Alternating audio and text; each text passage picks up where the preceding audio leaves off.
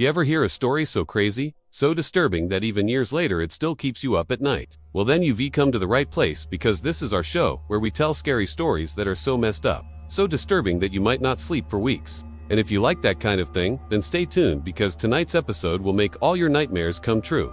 The fire is low, the shadows are deep.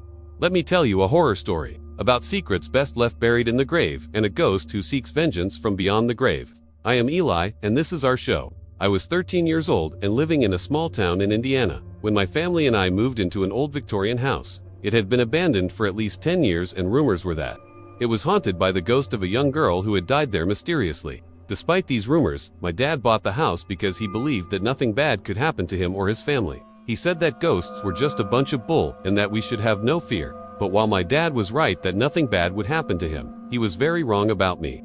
See, after we moved in, strange things started happening. Every time I would walk down the hallway at night, I felt someone or something watching me. Then one day, I heard whispering coming from the walls.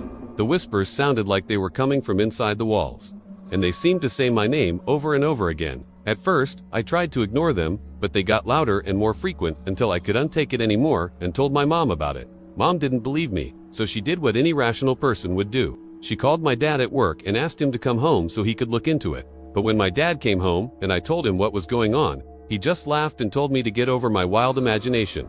He said that it was probably just the wind making noise and that there was nothing to be afraid of. So I went back to my room feeling scared and alone. And that's when I heard the whisper in my ear, saying, "Get out." I spun around, but there was no one there. Was it the ghost of the little girl who had died in the house? Was she trying to warn me or drive me crazy? That's what I wanted to find out. So I started investigating. First, I searched the internet to see if I could find out more about the history of the house. All I could find was that the little girl's name was Mary, and that she had died in the house 40 years ago under mysterious circumstances. No one knew how she had died or even where she had died.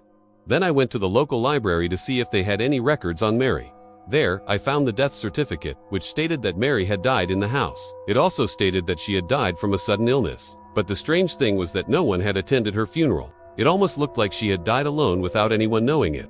Next, I went to the local cemetery to see if I could find Mary's grave. I searched for hours, but I could not find her grave. It was like she had vanished from the face of the earth. I was starting to feel really scared at this point. What was this house hiding? Why was Mary's grave missing? Was she still haunting the house and watching me? When I decided to contact a paranormal investigator to see if they could help me uncover the truth about Mary and the house. They agreed to come to the house and investigate. And while they were here, they used all sorts of high-tech equipment to try and detect any paranormal activity. They set up cameras and motion detectors throughout the house, and then they waited. But it wasn't long before the paranormal investigator called me over to the TV. To my horror, the camera in my room was showing a white figure standing at the foot of my bed. I couldn't believe what I was seeing. Was this really a ghost? The paranormal investigators decided to stay the night in the house to try and capture more evidence of paranormal activity. And it wasn't long before they captured even more terrifying footage. On camera, they saw the white figure again. This time it was moving through the hallway. At this point, I was so scared that I didn't want to stay in the house another minute. I packed my things and I left. The paranormal investigators stayed behind to continue their investigation. The next day, they showed me what they had captured, and it was terrifying. Not only had they seen the ghost of the little girl, but they had also heard whispers and footsteps throughout the house. They had even seen the ghost of a man walking down the stairs. The paranormal investigators told me that the house was definitely haunted, and that I should try to avoid it in the future. But I was already planning on getting out of there as fast as I could. I couldn't wait to leave that house and never look back. So I packed up my things and moved out. But before I left, I went back to the house to confront the ghost of Mary once and for all. I walked into the house and started calling out to Mary, asking her why she was haunting the house and what she wanted from me. But it was then that I heard a voice behind me saying, "Leave now." I turned around, but there was no one there. I didn't know what to do. Should I stay in the house or should I leave? I was scared, but at the same time, I was also curious. I wanted to know what was going on, and so I decided to stay. I stayed in the house for days, and during that time, I experienced some terrifying things. I saw the ghosts of Mary and the man. I heard whispers and footsteps, and I even saw objects move on their own. But the most terrifying thing was that I could feel Mary's presence everywhere. It was like she was watching me every move, waiting for me to make a mistake. I was so scared that I started to hallucinate. I saw Mary's ghost standing over me as I slept, and I heard her voice whispering in my ear, telling me that I would never escape the house. After 3 days, I finally snapped and I ran away from the house as fast as I could. When I finally stopped running, I realized that I had made it to the cemetery. Without knowing how I got there, I stumbled around the cemetery looking for Mary's grave. Finally, I saw a headstone that said Mary.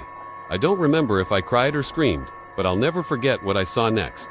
Underneath Mary's gravestone was a second gravestone. It was small and made of stone, and it said, "Here lies the body of Thomas Miller. Died August 1864. Aged for years." Thomas Miller was Mary's brother, who had died 2 years before her. When I read the inscription on the second gravestone, it was like a light bulb went off in my head. I realized that Mary and Thomas had not died in the house. Instead, they had died in the cemetery. Someone had buried their bodies there and then put their gravestones somewhere else. I don't know why I thought that they died in the house. Maybe it was because the people who bought the house after Mary and Thomas's parents died took those gravestones and hid them in the house to scare away any potential buyers. When I realized that Mary and Thomas hadn't died in the house, I felt a sense of relief wash over me. I knew that I had nothing to be afraid of. Today, I still live in that house with my dad. We've never had any problems since I learned the truth about Mary and Thomas. I know that some people will never believe my story, but I don't care. I know what I saw and experienced, and no one can take that away from me. The end. Thanks for watching, everyone. If you enjoyed this episode, please like and subscribe. And if you want to submit your own story, you can do so on our website. I hope you'll tune in next week for another terrifying episode of our show. Until then, stay safe and don't believe everything you see.